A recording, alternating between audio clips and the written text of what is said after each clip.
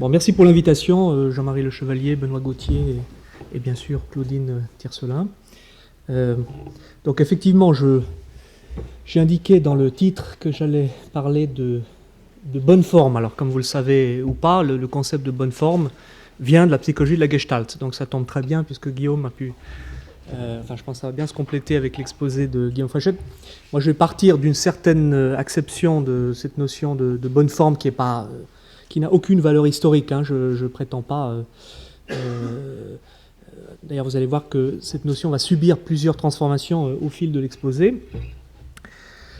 Mais dans la psychologie de la Gestalt, disons au sens très général, une bonne forme, c'est un objet ou une configuration, si vous voulez, qui est prégnante d'un point de vue cognitif. C'est-à-dire qui présente une certaine forme d'optimalité.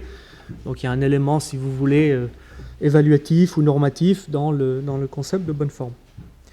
Alors la question des critères de la bonne forme, c'est qu'est-ce qui compte comme une bonne forme, évidemment, est une question très largement empirique, hein, qui a évidemment intéressé les psychologues de Gestalt, mais aussi des psychologues beaucoup plus récemment. Et la liste des propriétés qui sont régulièrement mentionnées inclut donc la simplicité d'une figure, par exemple, la régularité d'une série ou la symétrie, la continuité, etc., sont donc des propriétés qui figurent parmi les critères de la bonne forme dans différents contextes. Alors juste pour donner un exemple qui n'est pas forcément l'exemple que le type d'exemple que les psychologues de la Gestalt prennent comme des exemples centraux, mais qui, je pense, illustrent une certaine notion de bonne forme. On peut mentionner, disons, ce que les psychologues appellent le phénomène de complétion amodale. Donc, par exemple, quand vous avez une présentation visuelle où un objet est en partie caché par un autre, par un obstacle, bon, si par exemple, vous voyez cette figure-là, voilà, bon, ben, vous avez plutôt tendance à vous auto-attribuer, je le dis de manière extrêmement prudente, à vous auto-attribuer l'expérience visuelle d'un cercle caché derrière un carré, plutôt que l'expérience visuelle de cette forme étrange cachée derrière un carré.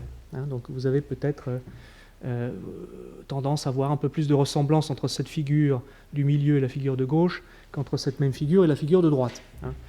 Et ici, vous avez un exemple un petit peu plus complexe de complétion amodale qui dépend peut-être de l'activation de certains concepts, comme le concept de cheval. Bon, ici, vous avez plutôt tendance à décrire, si vous voulez, cette figure comme une figure dans laquelle deux chevaux sont en partie cachés par le rectangle noir, et non pas un long cheval qui serait plus long que les autres chevaux. Donc voilà, il y a ce type de phénomène qui peut illustrer le concept de bonne forme. Alors, j'ai mentionné la symétrie ou la simplicité comme des critères de bonne forme. En fait, les choses ne sont pas aussi simples que ça. Il y a un très bel exemple ici que discute le psychologue Canissa dans la grammaire, ça s'appelle la grammaire du voir, je crois, en français. Donc, par exemple, ici, c'est très difficile ici de voir un hexagone régulier. D'accord ? En fait, on ne choisit pas la simplicité. Si le système visuel ne choisit pas la simplicité, il choisit plutôt de vous faire voir une sorte de polygone irrégulier, difforme, comme dit Canissa. Donc la complétion fonctionne peut-être localement de façon symétrique.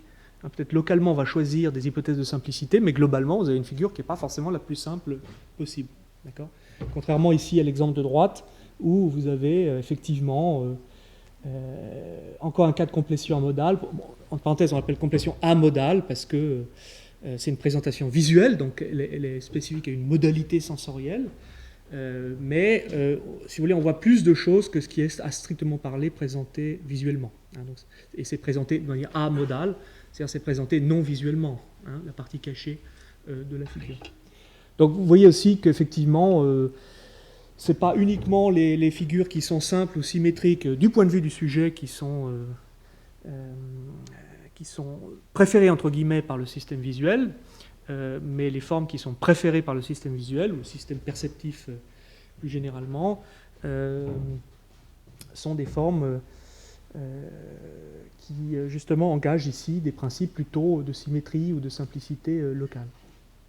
Alors, précisément, cette distinction que je viens de tracer implicitement, peut-être il faut la faire explicitement. Il faut peut-être distinguer dans la notion de bonne forme deux phénomènes qui sont, en tout cas a priori, assez différents.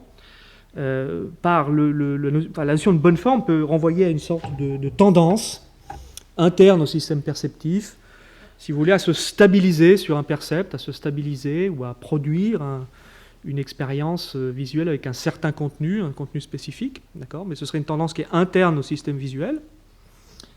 Cette tendance procéderait selon des lois qui ne sont pas forcément accessibles au sujet percevant, hein, donc des lois, si vous voulez, qui restent implicites.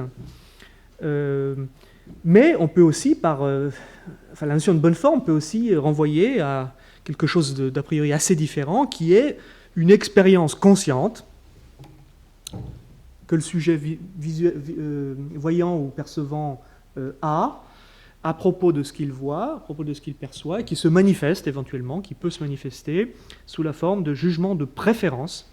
Donc le sujet préfère certaines figures à d'autres, d'accord, selon apparemment certaines règles ou certaines lois.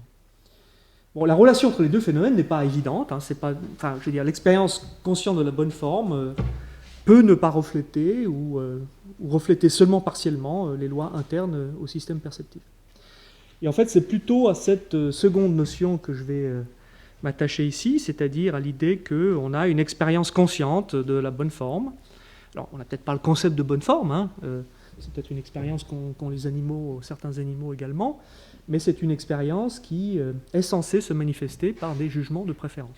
Alors pourquoi j'ai choisi cette notion? Parce que c'est une notion qui est très largement utilisée par des psychologues qui travaillent dans le domaine de l'esthétique cognitive.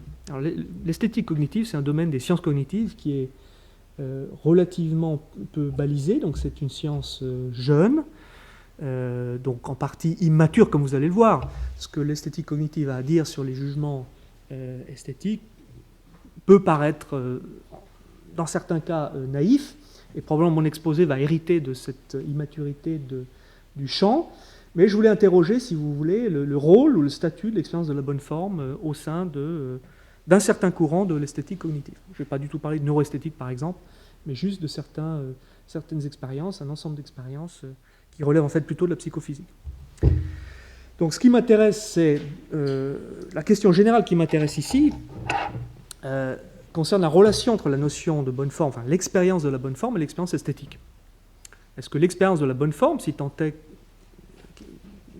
qu'une telle expérience existe, mais vous verrez qu'il y a de bonnes raisons de penser qu'elle existe, quelle est la relation entre cette expérience et l'expérience esthétique? Autrement dit, est-ce que l'expérience de la bonne forme a déjà une valeur esthétique? Alors par valeur esthétique, évidemment, comme vous savez en philosophie, esthétique, ça veut dire deux choses assez différentes au moins. Esthésis, ça peut renvoyer simplement à la sensibilité, à la sensation, à l'expérience perceptive. Et là, si vous voulez, par définition, l'expérience de la bonne forme a une valeur esthétique. Mais par valeur esthétique, on veut dire ici une expérience qui peut nourrir des jugements proprement esthétiques. Je ne vais pas essayer de définir ici ce que c'est qu'un jugement proprement esthétique, mais je vais simplement me contenter de dire que ce sont des jugements qui attribuent, ce sont des jugements évaluatifs, qui attribuent certaines propriétés ou certaines valeurs esthétiques à des objets ou à des configurations. D'accord ? C'est très largement... Enfin, je pense que tout le monde s'accorde à dire qu'il y a des jugements esthétiques, des jugements comme ce tableau est poignant, ou cette sculpture est raffinée, ou au contraire c'est laid, c'est médiocre, etc. C'est malhabile. Bon. Donc on fait des jugements esthétiques. Il y a dans la littérature une taxinomie, enfin plusieurs taxinomies très complexes des prédicats dits esthétiques, c'est-à-dire des prédicats qu'on utilise de forme, d'expression, etc., pour caractériser les objets de manière esthétique. Et je ne vais pas parler de ça ici, parce que ce n'est pas vraiment un travail ici sur le jugement esthétique, mais plutôt sur la nature de l'expérience qui, dans certains cas au moins, nourrit le jugement esthétique. Bon, vous allez voir tout de suite, assez rapidement, que je vais rejeter la thèse d'après laquelle l'expérience de la bonne forme a une valeur esthétique, même par défaut, mais j'espère que, ce faisant, nous serons en mesure de clarifier la nature de l'expérience de la bonne forme. Et la thèse positive que je vais défendre, c'est que l'expérience de la bonne forme, comme l'expérience esthétique, relève plutôt une expérience de type affectif, enfin en tout cas relève d'un sentiment ou d'un ressenti, plutôt que d'une expérience de type perceptif. Donc c'est la thèse que je vais défendre, et c'est une thèse qui va nous éloigner de la psychologie de la Gestalt dans un certain sens. Pas au sens où forcément tout est à jeter dans cette théorie, mais c'est une réinterprétation de la notion d'expérience de bonne forme. Enfin, il y a quelques différences cruciales que je vais essayer de mettre en évidence tout à l'heure. Alors, je commence par, avant de présenter ces travaux dans le domaine de l'esthétique cognitive, en fait, je vais présenter deux hypothèses ou modèles empiriques. D'accord. Je vais les présenter de manière très schématique, mais avant de le faire, je vais faire quelques remarques, d'abord de type philosophique, et ensuite quelques remarques plus générales sur la notion de sentiment. Donc je commence par les remarques plutôt philosophiques, enfin plutôt une remarque descriptive. La plupart de nos jugements esthétiques sont expérientiels plutôt que théoriques, c'est-à-dire la plupart de nos jugements esthétiques sont fondés sur, ils sont issus, je ne dis peut-être pas fondés parce que fondés ça a une valeur épistémique ou épistémologique, mais c'est une remarque descriptive, sont issus d'une certaine expérience. Alors certains diront peut-être tous les jugements esthétiques sont issus de l'expérience esthétique précisément. Bon. Par exemple, il y a un critique d'art qui a prétendu effectivement que Herbert Reed, qui est un critique d'art assez connu en tout cas aux États-Unis, qui prétend ne pas croire, je cite, qu'une personne douée d'une vraie sensibilité puisse se tenir devant un tableau et après un long processus d'analyse se déclarer satisfait, pleased. Ils disent on apprécie le tableau au premier regard ou pas du tout. D'accord ? Donc ça ne sert à rien de réfléchir, ça ne sert à rien si vous voulez, de conceptualiser sous la forme d'un raisonnement ce qu'on a devant soi, soit ça nous plaît, soit ça ne nous plaît pas. Donc peut-être que Reed veut défendre l'idée que en fait, les jugements esthétiques sont expérientiels. Alors j'espère qu'il défend l'idée que le témoignage est une forme d'expérience, parce que pour un critique d'art, c'est un peu embêtant de défendre ce type de position et de considérer que le témoignage, c'est une source théorique pour les jugements esthétiques. Le critique d'art, il doit communiquer quand même un ensemble de contenus propositionnels à son audience. Mais en tout cas, je ne vais pas m'attarder sur cette question.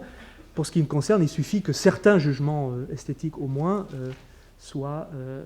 puissent être issus d'une expérience, et c'est la nature de cette expérience qui m'intéresse. Là, je vais distinguer vraiment de manière extrêmement schématique deux manières de concevoir l'expérience esthétique. Je dis aussi en passant que, j'ai dit tout à l'heure que tout le monde s'accorde à dire qu'il y a des jugements esthétiques, en un certain sens descriptifs. La question de savoir s'il y a une expérience esthétique est beaucoup plus controversée. D'accord ? Alors, vous allez voir que même moi, je vais défendre une certaine conception de l'expérience esthétique qui est peut-être un peu décevante pour certains d'entre vous, mais il me semble que c'est la seule qu'on a, en tout cas, sur le marché, si je puis dire. Mais il y a deux modèles très différents. Une fois qu'on a accepté la notion d'expérience esthétique, enfin l'existence d'expérience esthétique, il y a deux manières de la concevoir qui sont à nouveau très générales, ça veut dire qu'il y a beaucoup de variantes différentes. La première manière, c'est ce que j'appelle le modèle de la perception.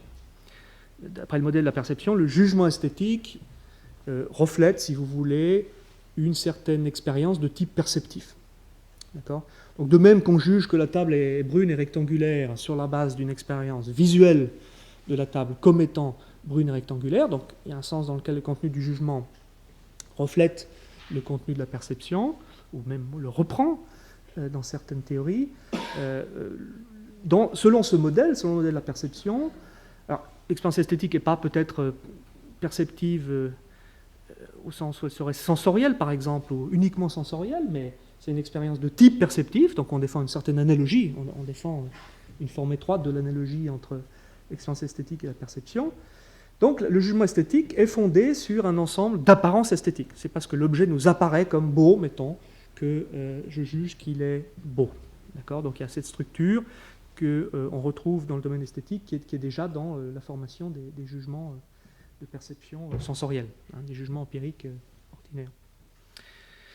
Alors il y a beaucoup de variantes du modèle de la perception. Alors ça veut dire aussi qu'il y a un lien épistémologique d'un certain type entre l'expérience et le jugement esthétique. C'est-à-dire que l'expérience justifie le jugement esthétique. Donc il y a une relation, on pourrait dire, de type évidentiel. Donc l'expérience esthétique fournit une base d'évidence, si vous voulez, pour le jugement esthétique. Alors évidemment, vous avez beaucoup de variantes du modèle de la perception, Vous pouvez concevoir l'expérience esthétique comme ayant un contenu conceptuel ou non. On retrouve le même type de débat dans le domaine de la perception sensorielle ordinaire. Les valeurs esthétiques elles-mêmes, vous pouvez les réduire à un ensemble de propriétés sensibles ou pas. Voilà, bon, vous pouvez être réductionniste ou non pour ce qui concerne les valeurs esthétiques. Et enfin, vous pouvez défendre le modèle de la perception tout en insistant sur le fait que l'expérience esthétique est une émotion. Hein, c'est ce que, par exemple, très récemment, Jesse Prince propose. Jesse Prince propose que, au fond, l'expérience esthétique, c'est ce qu'il appelle en anglais wonder. Hein, donc, il dit qu'il y a une émotion spécifiquement esthétique, que j'ai traduit par émerveillement, je ne sais pas si c'est la meilleure traduction. Donc, c'est une expérience qui est censée présenter des valeurs esthétiques à la manière d'une expérience perceptive au sujet. Hein, donc, de même que Prince avait déjà défendu dans le domaine moral que des émotions comme la peur, si vous voulez, inclut une présentation de valeurs morales. Enfin, valeurs morales, pour lui, bon, c'est des valeurs qui ont un certain rapport avec le bien-être du sujet. Bon, c'est le danger, par exemple, dans le cas de la peur. On peut concevoir l'émotion sur le modèle de la perception. Modèle direct ou indirect, bon, peu importe, je ne vais pas rentrer dans le détail. Là, il applique cette théorie, si vous voulez, à l'émotion, à l'expérience esthétique. Donc tout ça rentre dans ce que j'appelle le modèle de la perception, parce qu'en fait, je vais opposer ce modèle à un autre modèle que j'appelle le modèle du sentiment. Alors, le problème avec le modèle du sentiment, c'est que quand on le décrit de manière schématique, on ne voit pas encore très bien la distinction réelle avec le modèle de la perception, mais pour moi, c'est très important que le modèle du sentiment soit un modèle non perceptuel, si vous voulez, non perceptif de l'expérience esthétique. Donc là, on va dire simplement que l'expérience esthétique, c'est un sentiment ou un ressenti, ce que les anglo-saxons appellent feeling. Alors, ressenti, c'est peut-être mieux que sentiment d'ailleurs, mais enfin bon, c'est souvent traduit par sentiment. Bon. Le problème, c'est qu'en anglais, il y a aussi sentiment, donc ce qui ne veut pas dire tout à fait la même chose. Mais c'est une expérience de type affectif, ou même ça, on peut le contester. Je vais essayer d'en donner une caractérisation un petit peu plus précise par la suite. Donc ce sera un sentiment, un ressenti que le sujet éprouve à partir d'une expérience sensorielle ou une présentation conceptuelle. La beauté du tableau est ressentie plutôt que perçue. Alors, ce modèle n'est pas commis à l'existence d'apparence esthétique. Donc, il n'y a pas d'expérience, si vous voulez, il n'y a pas d'expérience dont l'objet intentionnel serait une valeur esthétique ou une propriété esthétique. Là aussi, certains auteurs font une distinction entre valeur et propriété esthétique. Ça m'intéresse, enfin, je veux dire, c'est pas pertinent ici pour moi.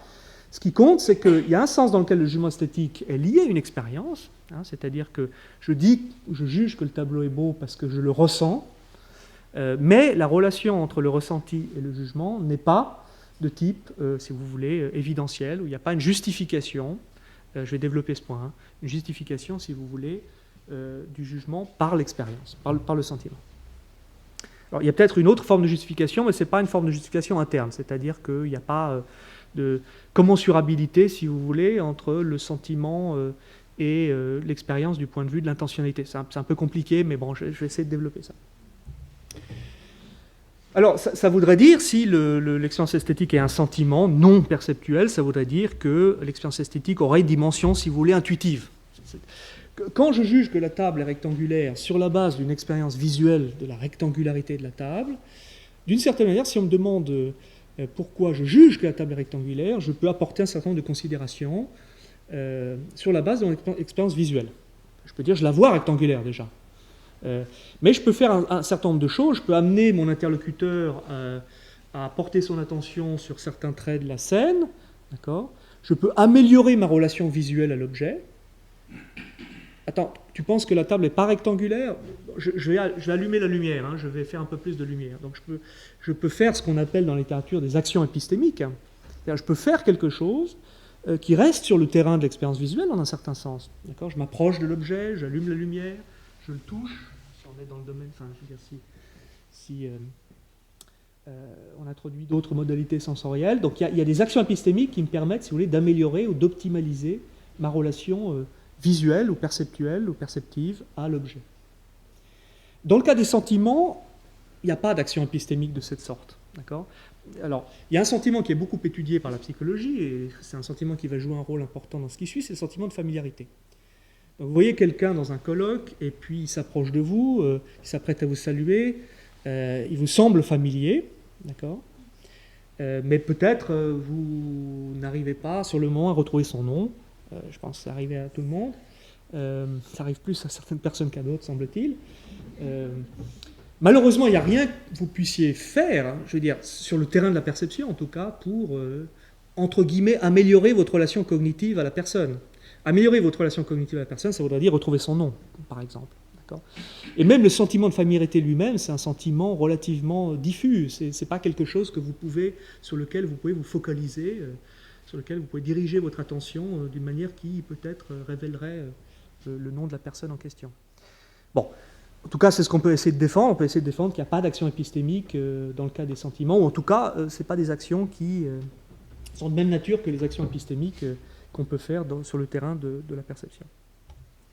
Alors, je vais faire une petite... c'est pas une parenthèse, mais un petit écart vers les sciences cognitives, et notamment vers la théorie de la métacognition. Je n'ai pas mis toutes les références ici. Je veux dire, un grand spécialiste de la théorie de la métacognition en France, c'est Joëlle Proust. Et Joëlle Proust elle-même s'est beaucoup inspirée des travaux d'un psychologue qui s'appelle Asher Khoriat. Et d'après Asher Khoriat, alors Asher Khoriat a beaucoup travaillé sur ce qu'il appelle les jugements métacognitifs. Hein, c'est lui qui les appelle comme ça. En gros, c'est des jugements que les sujets portent sur leurs propres états mentaux, sur leurs processus, enfin des processus de leur esprit, ou des compétences, ou des aptitudes, etc. Par exemple, si on vous demande si vous connaissez la capitale de l'Ouzbékistan, d'accord, vous pouvez répondre oui, je la connais. Et puis si on vous demande de prononcer le nom de la capitale, vous dites ah ben je l'ai sur le bout de la langue. Voilà, c'est typiquement le type d'expérience de type affectif qu'étudient les psychologues de la métacognition. Hein, c'est le sentiment de savoir. Le sentiment de savoir qui s'exprime ici sous la forme d'une expérience qu'on connaît bien, celle d'avoir un nom sur le bout de la langue. Et cette expérience-là, si vous voulez, nourrit un jugement métacognitif. C'est parce que j'ai cette expérience que je juge que je suis capable, que je devrais pouvoir retrouver le nom si on m'en laissait un petit peu de temps, que je sais le nom, que le nom est en mémoire, etc. Hein, donc par métacognitif, on veut dire que c'est un jugement qui porte sur une certaine propriété, éventuellement dispositionnelle, de son esprit. Alors, comme il le fait observer, j'ai déjà anticipé sa distinction, il y a deux manières de... le jugement métacognitif peut avoir deux sources psychologiques différentes.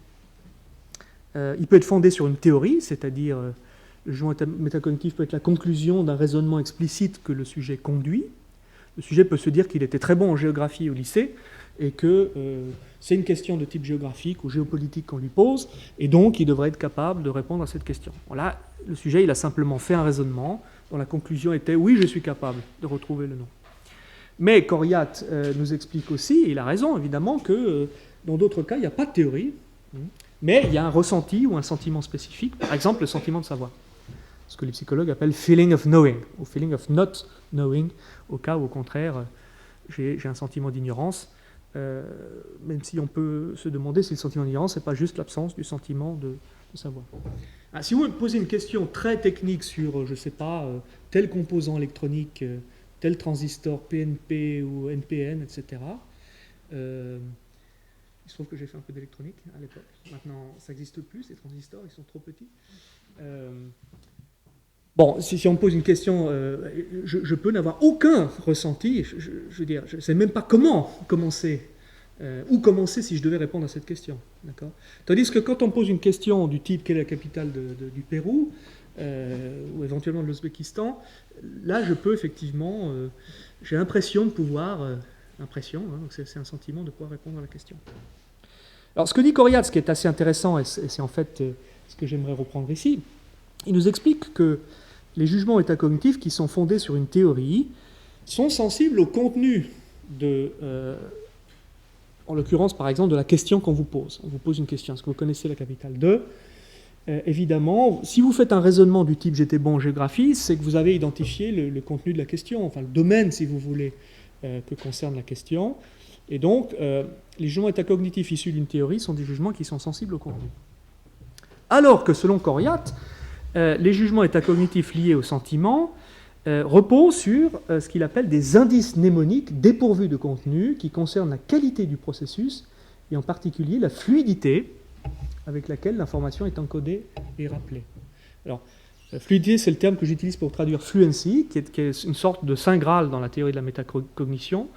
Les psychologues montrent que beaucoup de sentiments dits métacognitifs, donc capables de nourrir des sentiments, des jugements métacognitifs, reposent d'une certaine manière, d'une manière ou d'une autre, sur la fluidité des processus perceptifs ou conceptuels.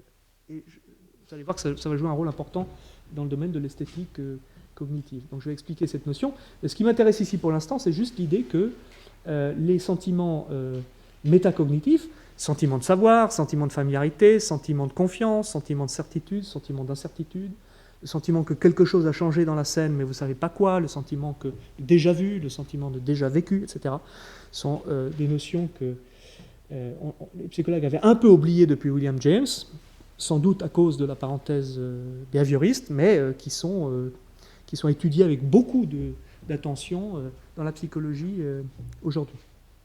Donc l'idée serait que les sentiments, comme par exemple le sentiment de savoir, reposeraient sur des mécanismes qui sont, on va dire, infrapersonnels, c'est-à-dire on n'a pas conscience d'évaluer la fluidité de nos processus cognitifs, mais c'est bien la fluidité de nos processus cognitifs qui est, en tout cas, l'un des critères pour produire un sentiment, par exemple, de savoir.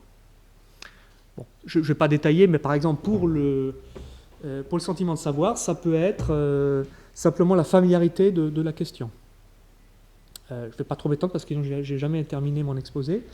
Mais par exemple, si vous faites, comme les psychologues le disent, si vous amorcez, c'est-à-dire si vous présentez très brièvement, avant de poser la question quelle est la capitale de, vous présentez visuellement très brièvement, ce n'est pas subliminal, hein, c'est un petit peu au-dessus du seuil de la conscience, vous présentez non pas la réponse, mais une partie de la question. Par exemple, vous amorcez Ouzbékistan, d'accord ? Les sujets vont avoir davantage le sentiment de savoir, de connaître la réponse à la question. D'accord ? Le simple fait d'augmenter la familiarité de la question, d'accord, va rendre le traitement de la question, le traitement cognitif de la question plus fluide, c'est-à-dire le cerveau va traiter l'information plus facilement. D'accord ? Alors ça, c'est pas quelque chose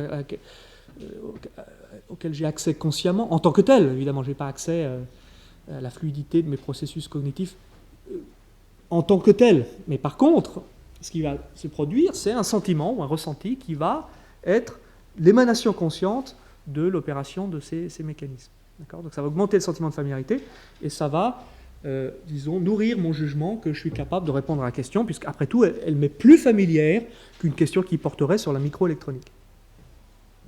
Bon, je reviendrai là-dessus, hein, c'est pas...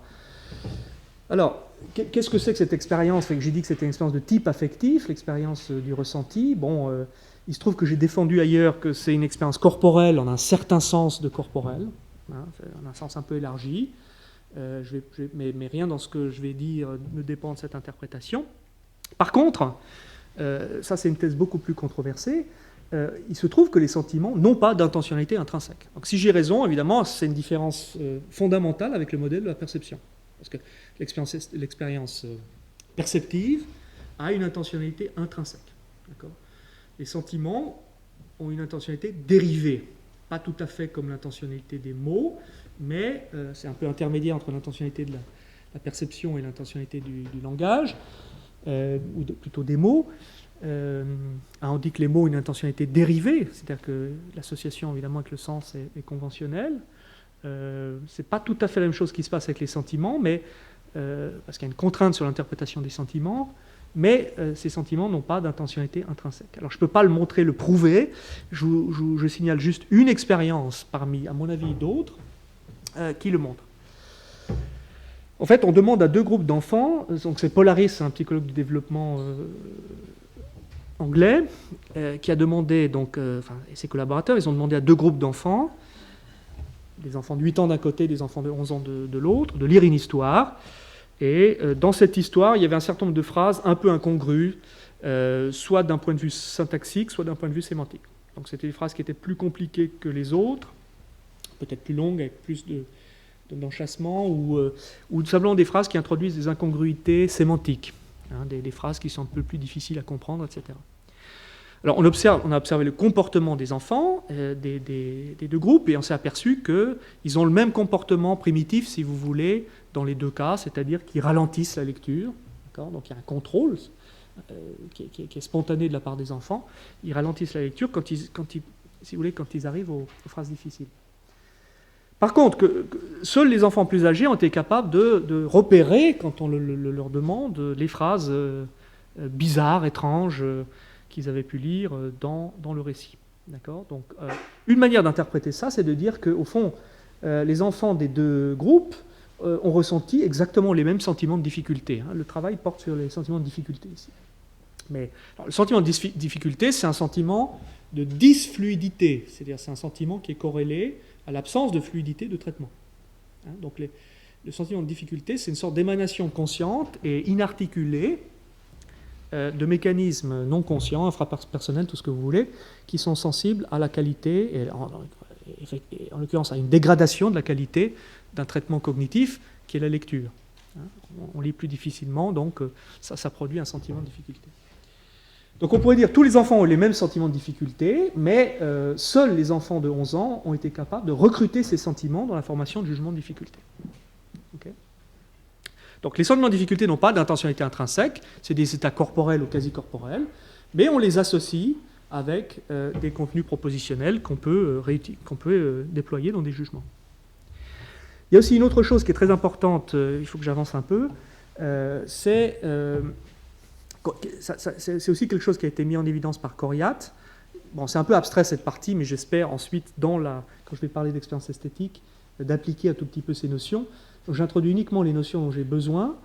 Et la notion dont j'ai besoin ici, c'est un certain rapport entre le sentiment ou le ressenti et le comportement. Alors Coriat dit qu'il parle d'entité bifaciale. Le sentiment, à la fois, suit et précède le comportement. Alors qu'est-ce que ça veut dire ? Ça veut dire que le sentiment, d'une certaine manière, suit une certaine motivation primitive, hein, qui est caractéristique du sentiment. Alors, je reprends l'exemple de Coriat lui-même, le sentiment d'avoir le nom d'un nom au bout de la langue. Hein, ce que, encore une fois, les anglo-saxons appellent, encore une fois, je ne l'ai peut-être pas dit, tip of the tongue, mais en allemand, c'est la même image, et dans d'autres langues aussi.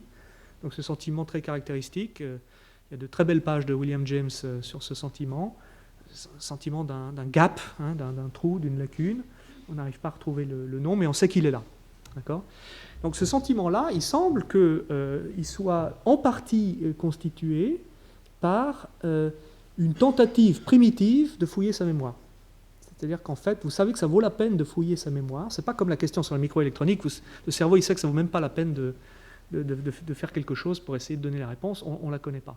Par contre, pour des questions peut-être plus familières, effectivement, ça peut déclencher une certaine tentative primitive, une motivation primitive à fouiller sa mémoire. Cette motivation, c'est une motivation consciente.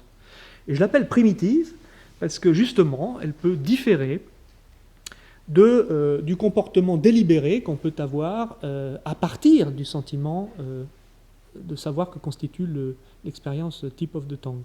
Qu'est-ce que je veux dire par là ?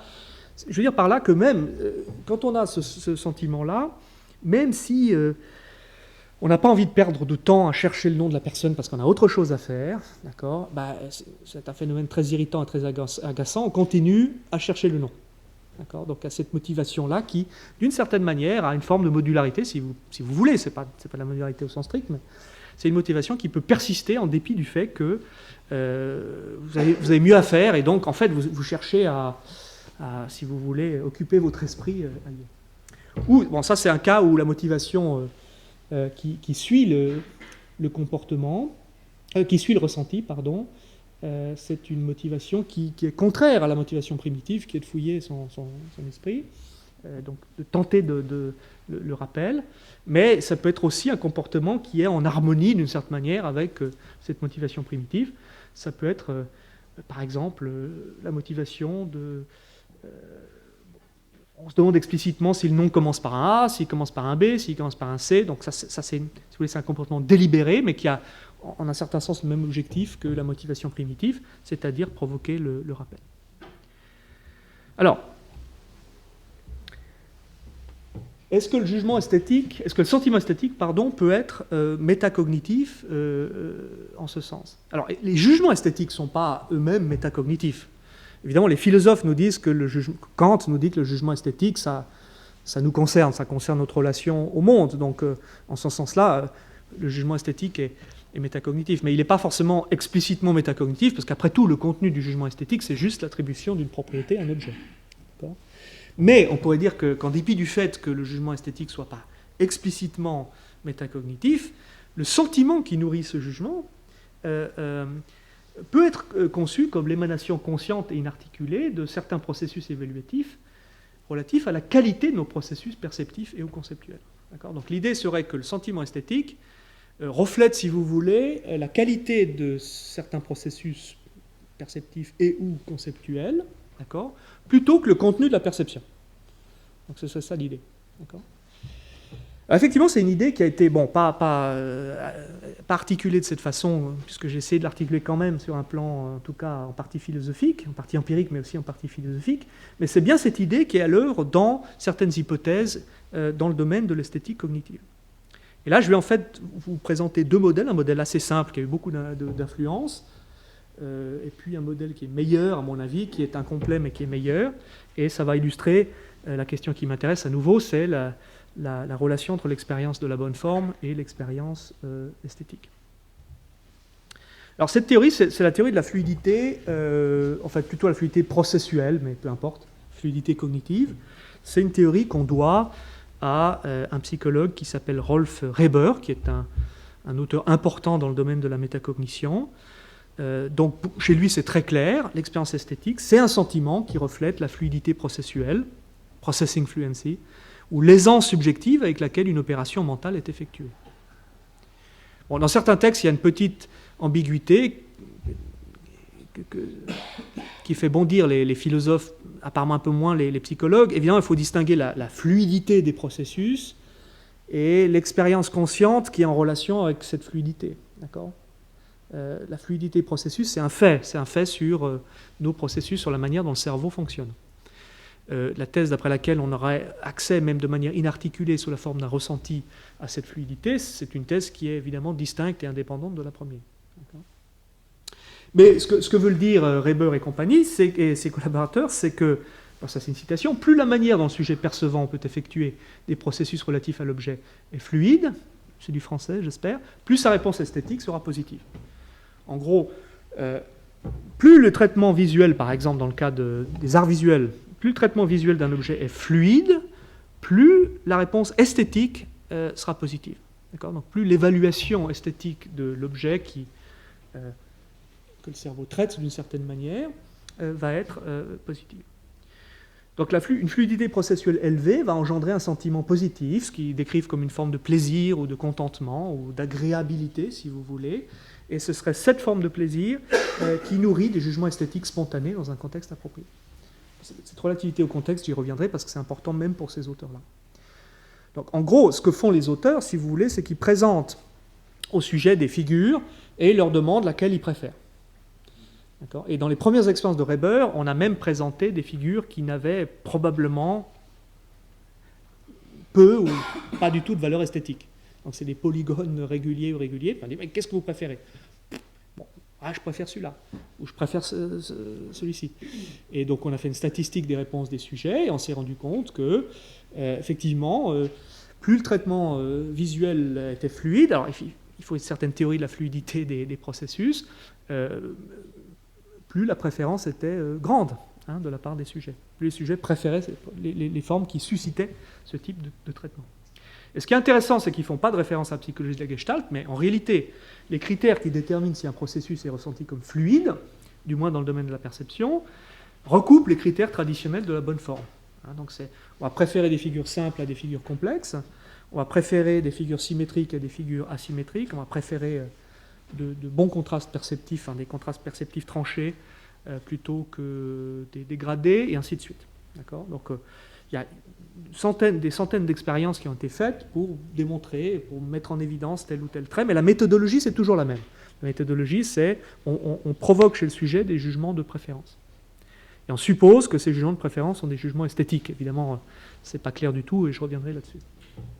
Mais là, on s'écarte de la notion, disons, très clairement de la notion gestaltiste de la bonne forme, c'est que ce ne sont pas seulement les propriétés objectives du stimulus qui comptent, si vous voulez, pour la fluidité, mais c'est aussi des facteurs subjectifs, et notamment la familiarité. Donc il y a un phénomène très très simple qui a été noté depuis longtemps, à savoir que si vous présentez le même stimulus plusieurs fois au sujet, bah forcément le cerveau est plastique, le traitement du stimulus va se fluidifier, même si le stimulus était relativement complexe au début, le sentiment de familiarité va augmenter, et avec lui, si vous voulez, le sentiment de bonne forme, c'est-à-dire le sujet va préférer davantage le stimulus en question. Il y a aussi des phénomènes d'apprentissage implicite, etc. Donc il n'y a pas seulement des facteurs objectifs. Donc si vous voulez, la même forme peut être une bonne forme, enfin en tout cas perçue ou ressentie plutôt, je devrais dire, comme une bonne forme dans certains contextes, mais pas dans d'autres. Ça va dépendre de l'expérience du sujet ou de l'histoire, si vous voulez, perceptive du sujet. Alors évidemment, je veux dire, c'est pour ça que j'ai dit, il faut prendre tout ça cum grano salis, et rappelez-vous que c'est une science jeune. Le texte de 2004 que j'ai cité, c'est un des premiers textes sur cette question de Reber, mais ça fait un peu plus de 10 ans maintenant qu'il travaille beaucoup là-dessus. Donc, mais évidemment, ce qu'on peut remarquer en tant que philosophe, c'est pas très compliqué, hein, c'est que la fluidité processuelle, c'est, en tout cas en apparence, c'est une condition ni nécessaire, enfin ni suffisante ni nécessaire du jugement esthétique. Alors pourquoi c'est pas une condition suffisante ? Parce que c'est pas du tout clair que le sentiment de bonne forme soit un sentiment esthétique. C'est pas du tout clair que ce sentiment nourrisse des jugements esthétiques spontanés. Je vais donner un exemple tout à l'heure. Bon, c'est censé produire effectivement un affect positif. Donc, les psychologues américains aiment bien les slogans. Donc, fluency feels good. Hein, la fluidité, ça fait du bien. Mais faire du bien, c'est un sentiment agréable. On parle peut-être d'une forme de plaisir, si vous voulez, ou de plaisir très modéré, hein, parce que je ne sais pas si vous éprouvez beaucoup de plaisir à regarder les polygones réguliers, mais en tant que polygone, surtout dans un laboratoire de psychologie, dans une cabine expérimentale, mais enfin bon, il reste effectivement à prouver que ce sentiment est d'ordre esthétique. Donc je parie que pour la plupart des figures qui ont été présentées, le sujet n'a aucune expérience esthétique préalable de ces figures. C'est parce qu'on lui demande de choisir et de donner sa préférence qu'il est forcé de le faire. Et effectivement, les jugements de préférence sont cohérents et reflètent un certain nombre de données intéressantes qui correspondent à une certaine notion de bonne forme. Mais la fluidité processuelle n'est pas une condition nécessaire du jugement esthétique. Là encore, c'est une banalité de dire que les artistes privilégient souvent des œuvres complexes, étranges, dissymétriques, indéterminées, c'est-à-dire dont le traitement cognitif est précisément dysfluide, si vous me permettez ce néologisme. D'accord ? Dans le domaine visuel, vous avez l'art optique à gauche, l'art cinétique, pas vraiment cinétique parce que ça ne bouge pas, mais c'est censé bouger à droite, enfin bouger en tout cas avec le déplacement de l'observateur. Donc si vous voulez, si on reprend les critères empiriques de Reber et ses collaborateurs, ce sont des œuvres qui sont visuellement disfluentes. Hein, c'est-à-dire que ce ne sont pas des bonnes formes du point de vue des psychologues, hein, bien entendu. Bon, maintenant, vous pouvez peut-être avoir des jugements esthétiques positifs, c'est-à-dire faire une évaluation esthétique positive de ces œuvres. Même visuellement. Hein. Par exemple, je donne un exemple tout à l'heure. Par exemple, on a dit que l'un des intérêts de certaines sculptures de Richard Serra, c'est précisément qu'il y a une incongruité ou une dissonance cognitive entre les informations visuelles et les informations vestibulaires. C'est des grandes plaques qui sont très légèrement inclinées et qui donnent une impression d'écrasement qui est en fait due à une disfluence entre le traitement visuel et le traitement vestibulaire. Si vous voulez, la verticale visuelle et la verticale vestibulaires ne sont pas alignés. Donc ça provoque un léger sentiment de malaise. Et beaucoup de gens, pas beaucoup, mais il y a Jean-Pierre Changeux, d'autres qui ont dit que c'était peut-être une des sources de l'expérience esthétique qu'on peut avoir. Ce n'est pas la seule source, hein, mais c'est une des sources qu'on peut avoir dans ce cas-là. Alors, plus récemment, dans un article récent qui est paru dans une grande revue de psychologie, Behavioral and Brain Science, Reber, avec d'ailleurs un de nos anciens doctorants, Nicolas Bulot, ils ont récemment tenté de répondre de manière assez astucieuse à l'objection de la dysfluidité, en invoquant une distinction entre la fluidité des processus perceptifs et la fluidité des processus conceptuels. Donc, si on peut avoir un sentiment de fluidité, alors rappelez-vous, les sentiments n'ont pas de contenu intrinsèque, hein, donc quand je parle de sentiment de fluidité, je ne dis pas que le sujet a le concept de fluidité. Peut-être le sujet n'en sait rien, que le sentiment de familiarité ou de sentiment positif qu'il éprouve et qui explique ses jugements de préférence soit conceptualisé comme un sentiment de fluidité. Hein. Ce n'est pas du tout évident.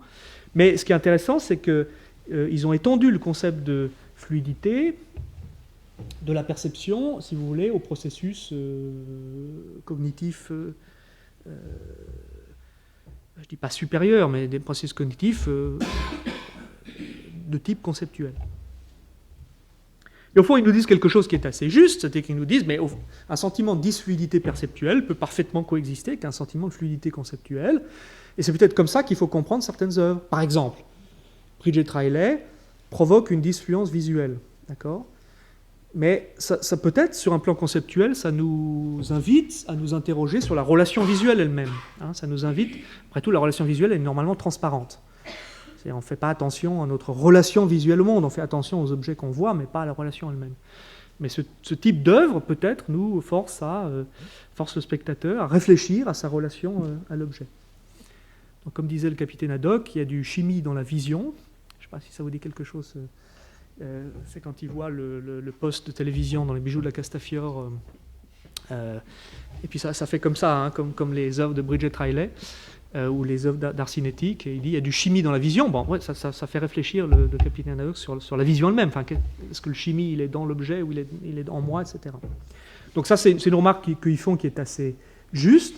Ils disent la compétence à l'égard du contenu conceptuel, des œuvres d'art perceptuellement dysfluides, alors c'est dysfluent hein, en anglais, peut engendrer un plaisir esthétique parce qu'elle produit une fluidité conceptuelle élevée qui peut compenser la difficulté d'identifier les éléments représentationnels ou expressifs.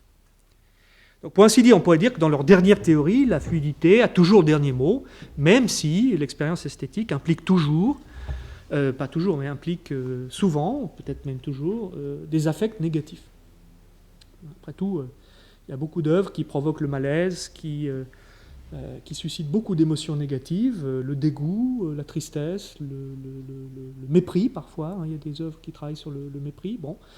Pour Bulot et Reber, ça n'empêche pas qu'au final, on a une expérience de satisfaction intellectuelle, parce qu'on a, peut-être la dysfluidité, si vous voulez, de certaines phases du traitement de l'œuvre, est compensée par la fluidité finale qu'on ressent et qui produit le plaisir esthétique.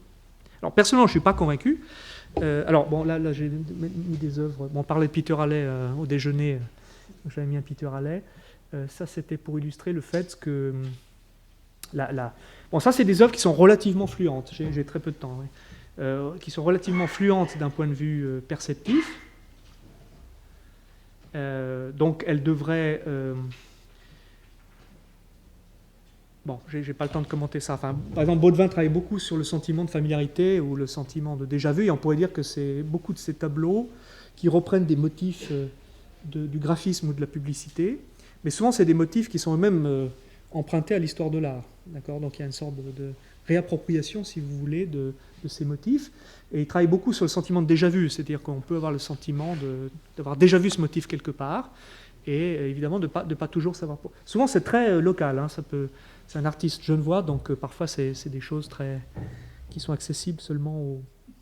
Bon, tout à droite, c'est une pochette d'un album de Joy Division, qui a lui-même été évidemment... designé par un graphiste connu, mais qui lui-même s'est inspiré de l'histoire de l'art, etc. Bon. Alors, moi, je ne suis pas convaincu, en fait, par la nouvelle théorie de Reber, et je vais devoir passer beaucoup de choses, je suis désolé, parce que je pense qu'en fait, on peut avoir un jugement esthétique positif. Un jugement esthétique, c'est une évaluation d'un certain type. C'est une évaluation positive, enfin, on peut avoir des jugements esthétiques négatifs, mais dans le cas où on dit qu'un tableau est beau, ou en tout cas poignant, ou...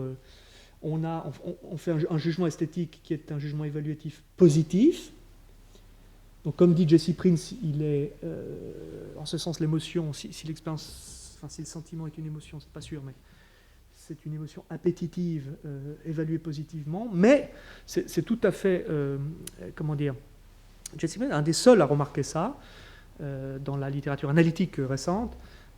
C'est tout à fait compatible avec le fait que, en réalité, l'expérience est un peu déplaisante. Enfin, certaines expériences peuvent être déplaisantes. D'accord. Bon, là, on est à bonne distance du déjeuner ou du dîner, donc je peux vous mettre ces tableaux. Bon, le baignoire de Joseph Beuys ou un des tableaux pièges de Daniel Speury, donc c'est des reliefs de repas, sont des œuvres qui sont peut-être conceptuellement disfluentes, après tout, je veux dire. En tout cas, initialement. Hein, je veux dire, vous pouvez pas nécessairement avoir une forme de plaisir en regardant ces œuvres, et néanmoins, vous pouvez les évaluer esthétiquement positivement. Bon. Il y a le deuxième modèle que je voulais présenter, malheureusement, je n'ai pas le temps. C'est un modèle qui reprend l'idée que l'expérience de la bonne forme, c'est une composante de l'expérience esthétique, mais qui montre en réalité les jugements proprement esthétiques des sujets. Et une différence entre ces travaux et les travaux de Reber, c'est que Sylvia et les auteurs que cite Paul Sylvia est un psychologue qui a écrit un ouvrage remarquable sur l'intérêt, sur la psychologie de l'intérêt, la curiosité, les émotions. C'est Kevin Mulligan à Genève qui m'a signalé ce travail. Il y a toute une partie du travail sur l'esthétique cognitive, sur les jugements de préférence. Et Sylvia a montré, sur la base de travaux qu'il n'a pas toujours fait lui-même, mais il a fait une synthèse un petit peu des travaux sur la question. Il a montré que quand on prend, non pas des stimuli artificiels comme des polygones réguliers ou irréguliers, mais entre guillemets de vraies œuvres d'art, on arrive à des conclusions très différentes. C'est-à-dire les jugements de préférence des sujets prennent une forme très différente. Et en fait, les jugements de préférence peuvent s'attacher à des stimuli qui sont très complexes dans certains cas. Donc ça contredit, si vous voulez, les conclusions de Reber et ses collaborateurs. Mais en gros, ce qu'il a montré de manière technique et statistique, c'est que les jugements de préférence sont une fonction de deux composantes, le plaisir, alors comme les sentiments de fluidité, mais aussi l'intérêt. Là aussi, c'est relativement trivial, mais il fallait le dire, il fallait le montrer, comment le jugement esthétique est fonction de ces deux aspects, ces deux composantes. Mais c'est relativement trivial. Si, effectivement, reprenez le phénomène de l'exposition répétée au même stimulus. Si vous avez le même stimulus que vous répétez, présentez plusieurs fois au sujet, apparemment, le jugement de fluidité va augmenter, enfin le sentiment de fluidité va augmenter, mais l'intérêt du sujet va sans doute diminuer. Parce que, bon, si vous montrez plusieurs fois la même chose, bon, au bout d'un moment, il s'en fiche. Effectivement, ce qui est familier va être ignoré au bout d'un moment par le sujet. D'accord ? Donc l'œuvre d'art doit trouver, si vous voulez, l'artiste, il doit trouver, bon je laisse tomber tout ça, j'ai pas le temps, il doit trouver le bon dosage, si je puis dire, entre l'agréabilité et l'intérêt. Et c'est ça qui est très difficile à trouver, sur le plan visuel, sur le plan conceptuel. Alors j'avais un certain nombre de remarques à faire sur la théorie de Sylvia, et notamment l'articulation entre le plaisir et l'intérêt n'est pas encore tout à fait bien clarifiée. Par exemple, est-ce qu'il veut dire qu'une œuvre d'art réussie est simultanément plaisante et intéressante sous différents aspects ? Donc, pour Sylvia, le plaisir et l'intérêt sont des sentiments métacognitifs. Ça veut dire que c'est des sentiments qui reflètent la qualité de certains aspects du traitement cognitif de l'objet. D'accord ? Il y a certains aspects qui sont plaisants, d'autres qui ne le sont pas. Mais qu'est-ce que ça veut dire ? Ça veut dire qu'on éprouve simultanément du plaisir ou de l'intérêt, ou plutôt c'est une expérience bistable, on alterne, etc. Ou plutôt c'est une chaîne de sentiments. Bon. Alors, dans le cas de Baudevin, ça peut être sentiment de plaisir visuel, parce que c'est des formes et des couleurs qui sont en général bien pensées, donc on a un sentiment de familiarité, ça nous plaît. Et puis après, il y a le sentiment de déjà-vu qui vient se greffer, qui introduit une disfluence. Parce que déjà vu, j'ai déjà vu ça quelque part, où ? D'accord ? Après, vous pouvez trouver que ça vient d'un graphisme, enfin, d'une pochette de disque ou d'une publicité, etc. Vous dites, vous êtes content, il y a de nouveau la fluidité qui revient au premier plan. Et puis, peut-être ça s'arrête là, et ce n'est pas une très bonne œuvre, ou ça continue, et vous dites, tiens, mais en fait, ce motif-là, ça rappelle Mondrian, par exemple. Donc, ça a été repris des artistes, et vous continuez ce cheminement. Donc, on peut aussi voir l'expérience esthétique comme étant dynamique et d'une certaine manière alternant entre des moments de résolution, etc. Je ne sais pas pourquoi j'ai prévu un exposé de 2h30, je suis absolument navré. Donc, donc bon, bon, ce que je voulais dire là, c'est que aussi, il y a une expérience qui montre que peut-être le sentiment esthétique aussi n'est pas intrinsèquement esthétique, c'est-à-dire qu'il nourrit un jugement esthétique, mais seulement dans certaines circonstances. Il y a de jolies expériences citées par Weber ici qui le montrent.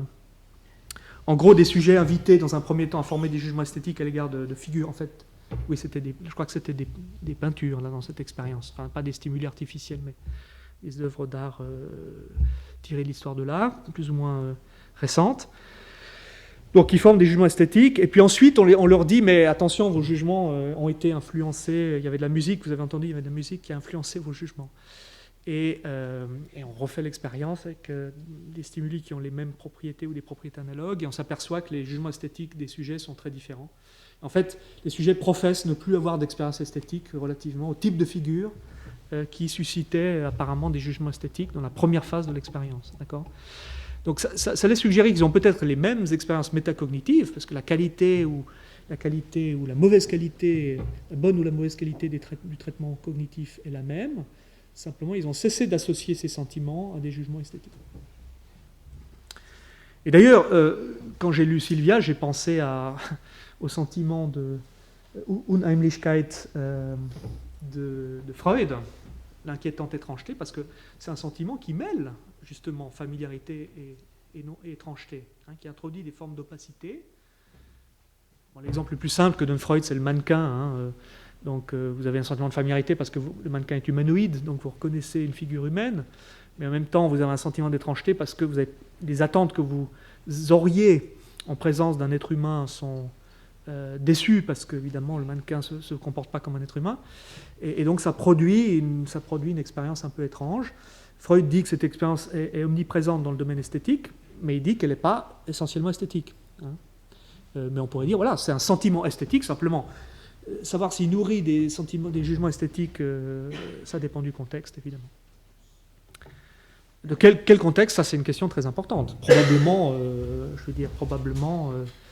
le contexte socioculturel joue un rôle. Si vous savez que vous êtes dans une galerie d'art, peut-être que ça va, vos sentiments esthétiques, c'est-à-dire que les sentiments qui mêleraient d'une certaine façon qu'on n'a pas encore bien compris, familiarité, étrangeté, plaisir, intérêt, etc. Et oui, je n'ai pas dit que l'intérêt pour Sylvia était lié justement à l'absence de familiarité, à la nouveauté, à la complexité, etc. Hein, donc, qui incite le sujet à chercher, à trouver et résoudre un problème, si vous voulez.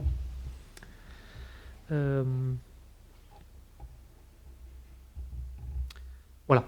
Bon, le modèle du sentiment dit que le sentiment esthétique n'est pas intrinsèquement esthétique, alors que le modèle de la perception dit que dans le contenu de l'expérience esthétique, il y a des valeurs esthétiques. D'accord ? Donc ça, c'est une différence.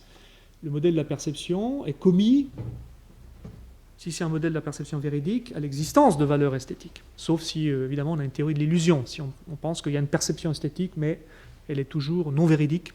D'accord ? Donc on a une théorie de l'illusion, comme Mackie avait une théorie de la couleur, de l'illusion pour ce qui concerne la perception de la couleur, etc. Bon.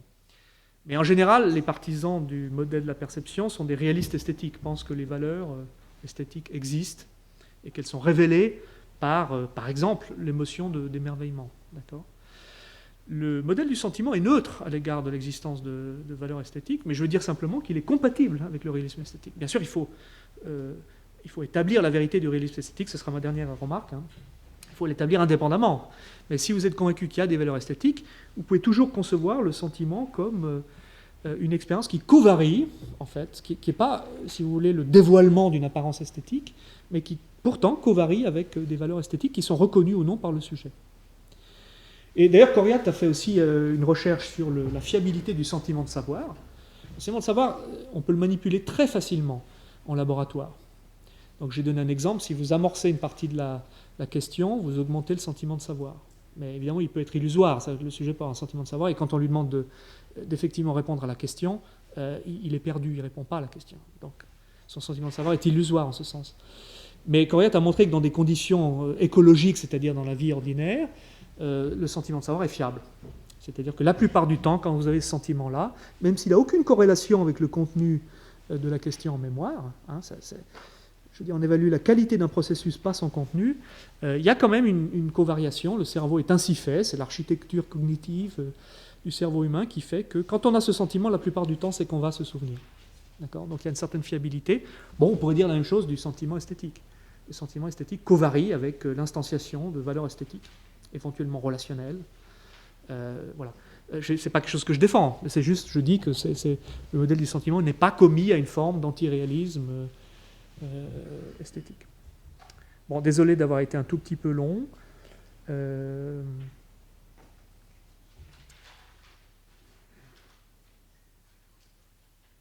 Bon, là aussi, il y a une question intéressante. Enfin, c'est vraiment ma dernière contribution, ma dernière phrase. On peut se demander s'il y a des sentiments qui sont plus particulièrement liés au processus perceptif. D'accord ? Parce que quand Reber et d'autres introduisent la notion de fluidité conceptuelle, c'est pas sûr qu'il y ait une différence au niveau du ressenti. Le ressenti, ça peut être un ressenti d'agréabilité, parce qu'on a l'impression que l'objet est facile à traiter visuellement, mais peut-être aussi conceptuellement. Bon, est-ce qu'il y a des sentiments qui sont plus particulièrement liés à la perception, c'est-à-dire dont les mécanismes sous-jacents seraient sensibles uniquement à des processus perceptifs?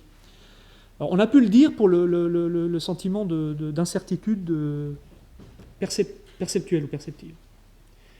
On a pu dire que nos systèmes perceptifs ont un mécanisme qui est sensible à la qualité du processus visuel et uniquement du processus visuel. Donc, par exemple, si vous êtes dans le brouillard ou si vous n'êtes pas très sûr de la catégorie à laquelle appartient un objet parce que c'est un cas limite, si vous voulez, vous pouvez avoir un sentiment d'incertitude visuelle, mais qui peut coexister avec un sentiment de certitude ou de confiance intellectuelle. D'accord ? Parce que par ailleurs, on vous a dit que ce que c'était, donc vous savez ce que c'est. Vous ne savez pas si c'est un chien ou un loup, d'accord ? Mais on vous a dit que c'était un chien, donc vous êtes sûr que c'est un chien, mais visuellement, vous hésitez et votre système perceptif hésite. Il y a une instabilité qui nourrit un sentiment d'incertitude. Bon, est-ce qu'il y a des sentiments esthétiques purement visuels, par exemple ? C'est lié à la question, une question classique, à savoir est-ce qu'il existe des formes de beauté purement visuelles, ou est-ce qu'il y a toujours, toujours les sentiments esthétiques sont sensibles à quelque aspect non perceptif du traitement de l'objet? Ça, c'est une question aussi intéressante. Encore une fois, désolé pour le temps un peu long. Merci.